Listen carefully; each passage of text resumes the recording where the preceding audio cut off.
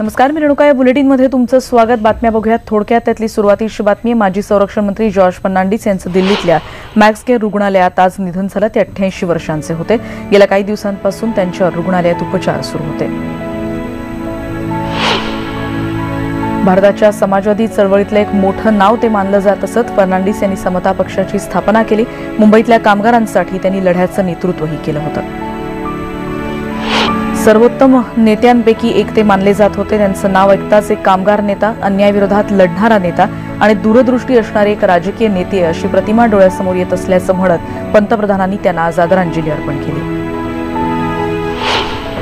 केंद्रानं रामजन्मभूमी बाबरी मशीद वादाप्रकरणी सुप्रीम कोर्टात अर्ज दाखल केला. 2.77 एकरची वादग्रस्त जागा वगळता 67 एकर जागा रामजन्मभूमी न्यासाला द्यावी असं केंद्रानं सुप्रीम कोर्टात सांगितलं.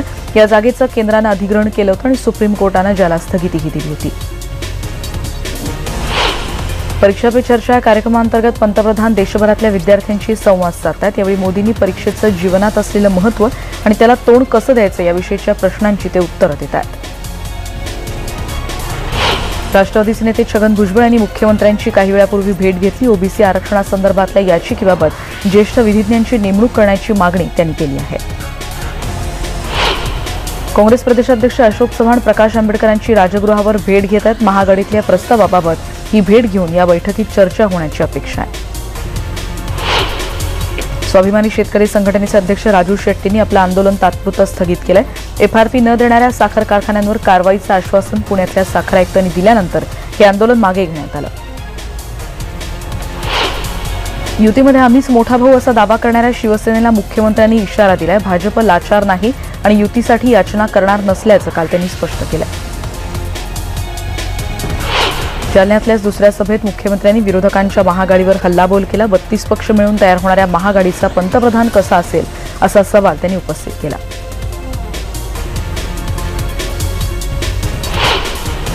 दुष्काळग्रस्त शेतकऱ्यांना दिलेलं अनुदान प्रत्यक्षात वेळेवर त्यांच्यापर्यंत नाही पोहोचलं तर बैराजा झोडपून काढेल असा इशाराच आजच्या सामनाच्या अग्रलेखातून देण्यात आलाय. जालन्यामध्ये काल भाजपची राज्य कार्यकारिणी बैठक झाली, ज्यात महसूल मंत्री चंद्रकांत पाटील यांनी गाणं गायलं. तेव्हा प्रदेशाध्यक्षांनी आणि मुख्यमंत्र्यांनी त्यांना कोरसनं साथ दिली. जालन्यामध्ये भाजपच्या किसान आघाडी जिल्हाध्यक्षाने शेतकरी कुटुंबाला खड्ड्यात टाकून जेसीबीच्या सहाय्यानं खड्डा बुजवण्याचा प्रयत्न केला असा आरोप शेतकरी कुटुंबानं केला. रावसाहेब भवर या भाजप जिल्हाध्यक्षाला त्यानंतर अटक करण्यात आली आहे.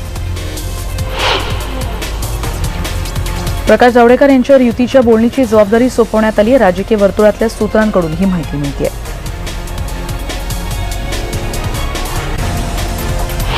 ज्या औषधांच्या विक्रीसाठी डॉक्टरच्या प्रिस्क्रिप्शनची आवश्यकता नसते अशी औषधं किराणा दुकानं आणि पेट्रोल पंपांवर उपलब्ध करण्याच्या प्रस्तावावर केंद्राकडून विचार सुरू आहे. मुंबई शहरात सार्वजनिक शौचालयांमध्ये देखील सॅनिटरी नॅपकिन वेंडिंग मशीन बसवण्याचा निर्णय आता घेण्यात आलाय. दादरून सुटणाऱ्या 50% लोकल फेऱ्या आता परळ उपनगरी टर्मिनसवरून मार्गस्थ केल्या जाणार आहेत. आवश्यक 2 ब्लॉक यशस्वी झाल्यानंतर 10 फेब्रुवारीपर्यंत हे काम पूर्ण होऊ शकेल. जुन्या डब्यांची डागडुजी करून रुळांमधला कचरा उचलण्यासाठी कचरा विशेष लोकलची बांधणी पश्चिम रेल्वेनं केली. 25 वर्ष पूर्ण झालेल्या लोकल डब्यांमधली आसनं आणि डब्यांमधला विभाजक बाजूला काढून ही विशेष लोकल तयार केली जाते. 6 नवीन सेगवे आता दाखल झालेले आहेत आणि त्यामुळे रेल्वेचे कर्मचारी अधिकाऱ्यांना फेरफटका आणि मदतकार्य करणं सोपं होऊ शकेल. माडाच्या ताब्यातल्या छोट्या भूखंडांवर गिरणी कामगारांसाठी आता घरणं उभारणं शक्य होणार नाही आणि त्यामुळे गिरण्यांच्या पुनर्विकासाअंतर्गत म्हाडा प्राधिकरणाला मिळालेल्या 6 लहान आकाराच्या भूखंडांची अदलाबदल केली जाणार आहे. जोगेश्वरीच्या बाळासाहेब ठाकरे ट्रॉमा केअर रुग्णालयामध्ये मोतीबिंदूची शस्त्रक्रिया झालेल्या 7 रुग्णांपैकी 5 जणांवर दृष्टी गमावण्याची वेळ आल्याचं कळतंय. चौकशी समितीने ट्रॉमा केअर सेंटरचे अधीक्षक डॉक्टर हरभजन सिंग बावा यांची पदावरती करण्याचे आदेश दिले. दुकानांवर इंग्रजी भाषेतल्या अक्षरांएवढीच मराठी भाषेतल्या अक्षरांची पाटी लावण्याचा इशारा मनसेनं लालबाग परळमधल्या दुकानदारांना दिलाय.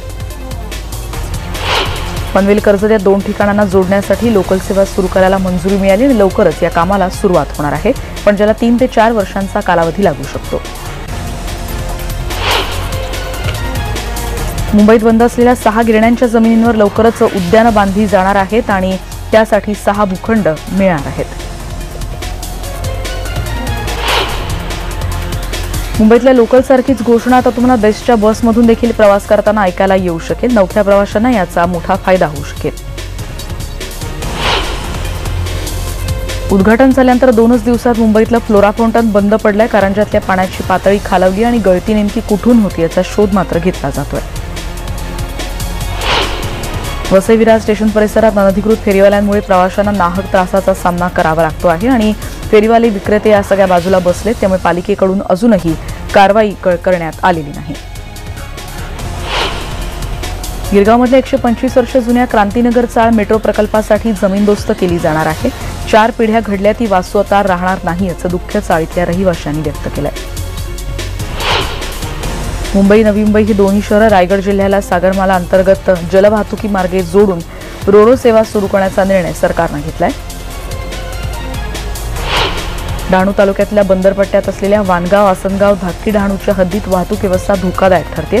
वाहतूक नियमांची इथे सातत्यानं पायमल्ली केली जाते. राज्य सरकारनं ज्युनियर कॉलेजच्या शिक्षकांना दिलेली आश्वासनं पाळलेली नाहीत. त्यामुळे महाराष्ट्र राज्य कनिष्ठ महाविद्यालयीन शिक्षक महासंघानं विविध टप्प्यात आता आंदोलनं सुरू केली आहेत. अनुदानित शाळांमधल्या शिक्षकेतर कर्मचाऱ्यांच्या भरतीचा मार्ग मोकळा झालाय, कारण सरकारनं त्याबाबतचा GR काढलाय. अरुंद असलेल्या कल्याणशिळी रस्त्याच्या दुथरपात 4 ते 5 किलोमीटरपर्यंत सलग 10 फूट आणि 5 फूट असा खोल खड्डा खोदण्यात आला आणि त्यामुळे 4 महिन्यांहून अधिक काळ हे खड्डे खोदून झालेत, पण काम बंद करण्यात आल्यामुळे अपघातांची शक्यता वाढली आहे. पनवेल शहरासह पालिका हद्दीतला उड्डाण पूल सध्या अतिक्रमणाच्या विळख्यात सापडलेला आहे. अनधिकृत भंगारवाले, बेकायदा वाहनतळ आणि अनधिकृत गॅरेजवाल्यांनी इथे दुकानं थाटली आहेत. त्यानं व्हॉट्सअप, स्काईप, गुगल ड्यू आणि फेसबुक यांना आपल्या कक्षेत आणण्याच्या दिशेने एक महत्त्वाचं पाऊल टाकलेलं आहे. या सगळ्या सेवांवर कॉलिंगची सुविधा आहे, त्यामुळे प्राधिकरणाचे नियम बंधनकारक ठरू शकतील असं ट्रायनं म्हटलंय. हज यात्रेसाठी महिला आजवर कधीच त्यांच्या मेहरम खेरीज म्हणजे पुरुष साथीदारासह शिवाय गेलेल्या नाहीत, पण यंदा पहिल्यांदाच 2340 महिला एकट्या हज यात्रेसाठी रवाना होणार आहेत. पुणे महापालिकेच्या नोकरीकडे डोळे लावून बसणाऱ्यांसाठी खुशखबर. 1700हून अधिक पदांच्या कर्मचारी भरतीसाठी महापालिका प्रशासनानं राज्य सरकारकडे प्रस्ताव पाठवलाय. ई-बस आता PMP ताफ्यात दाखल झाल्यात, पण बसच्या उद्घाटनासाठी मुख्यमंत्र्यांची तारीख मिळालेली नाही, त्यामुळे तसं लोकार्पण होऊ शकलेलं नाही. पुणे मेट्रो रेल्वे प्रकल्पासाठी फ्रान्सच्या बँकेचं 2000 कोटींचं कर्ज मंजूर झालंय. नदीजवळची डेक्कन जिमखाना आणि संभाजी पार्क ही स्थानकं पुणेरी पगडीच्या आकारात असणार आहेत. पेठ आणि पुण्याच्या नव्या भागाला ती जोडणारी असतील. महाराष्ट्र कर्नाटक सीमाप्रश्नी सुप्रीम कोर्टात सुनावणी होणार आहे, ज्यात 20 सदस्यीय खंडपीठासमोर सुनावणी होईल. त्यामध्ये एक न्यायमूर्ती मूळचे कर्नाटकचे आहेत, त्यामुळे ही सुनावणी रेंगाळण्याची शक्यता दिसते. बुलढाणा जिल्ह्यातल्या खामगाव शहरात जडीबुटी विकणाऱ्या महिलेसह तिच्या पतीला मद्यधुंद पोलिसांना मारहाण केल्याची घटना घडलेली आहे. पोलिसांविरोधात गुन्ह्याची नोंद झाली आहे. अजित पवारांचा मुलगा पार्थ पवार लोकसभेसाठी उमेदवार असल्याची चर्चा आहे आणि राष्ट्रवादी काँग्रेसकडून मावळ मतदारसंघातून त्याला उमेदवारी मिळणार असल्याची सूत्रांकडून माहिती मिळते. डोंबिवलीत भाजप कार्यकर्त्याकडे हत्यारं सापडली होती आणि ही हत्यारं कशासाठी होती, दंगल घडवण्यासाठी होती का असा सवाल विचारत हत्यारांची गरज काय हे राष्ट्रीय स्वयंसेवक संघ आणि भाजपानं सांगावं अशी मागणी डॉ. प्रकाश आंबेडकर यांनी केली आहे. सोलापूरमध्ये परिवहन कर्मचाऱ्यांचं 8 दिवसांपासून कामबंद आंदोलन सुरू आहे. 1 वर्षांपासून त्यांना पगार मिळालेला नाही. उत्तर भारतातून राज्याच्या दिशेनं अतिथंड वाऱ्यांचे प्रवाह सुरू आहेत, त्यामुळे बहुतांश भागात गारठ्यात राज्यात वाढ झाली आहे. नागपूरमध्ये कडाक्याची थंडी पडणार आहे असा अंदाज देखील हवामान खात्यानं वर्तवलाय. नाशिकचं तापमान आज 3.4 डिग्री सेल्सिअस इतकं कमी नोंदवण्यात आलंय. तर निफाडच्या तापमानातही मोठी घट झाली आहे. पारा 6.2 डिग्री सेल्सिअस पर्यंत गेलाय. वर्ध्यात काही दिवसांपूर्वी गारपीट होऊन पाऊस पडला होता आणि त्यानंतर चांगलाच गारठा पसरलाय. वर्ध्याचं तापमान 9 डिग्री सेल्सिअस इतकं आहे. धुळे शहरासह जिल्ह्यात तापमान पुन्हा एकदा निचांकी आहे. प्रचंड गार वाऱ्यामुळे लहान मुलं आणि वृद्धांना घराबाहेर पडणं देखील इथे मुश्किल झालंय.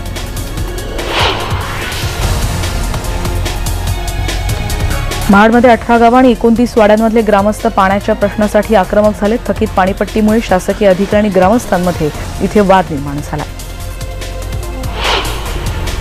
धुळ्यातील तटकरे क्रीडानगरीत 66व्या राष्ट्रीय कबड्डी स्पर्धेचं उद्घाटन झालंय. प्रोगपट्टीच्या धर्तीवर खेळवल्या जाणाऱ्या सामन्यातून वर्ल्ड कपसाठीचा संघ निवडला जाईल.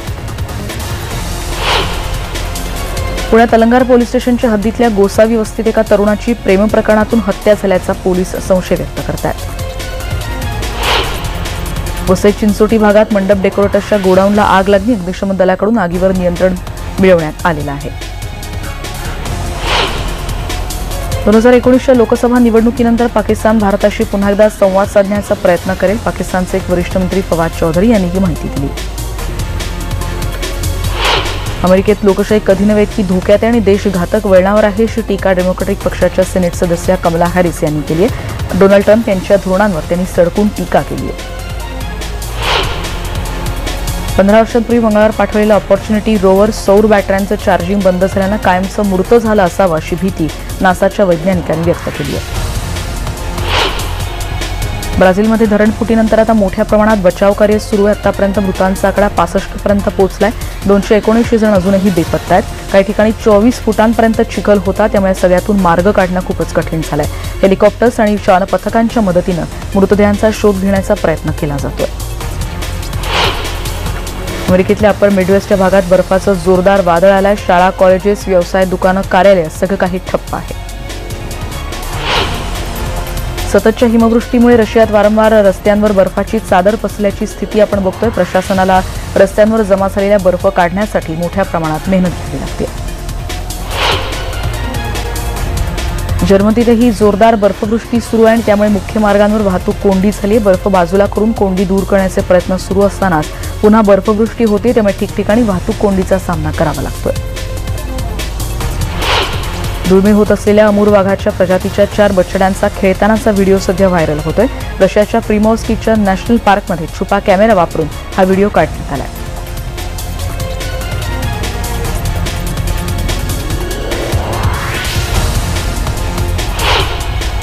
नवी दिल्लीत रायसिना हिल्स येथे बीटिंग द रिट्रीटचं आयोजन करण्यात आलंय. प्रजासत्ताक दिन सोहळ्याचा समारोप बीटिंग द रिट्रीटनं होणार आहे.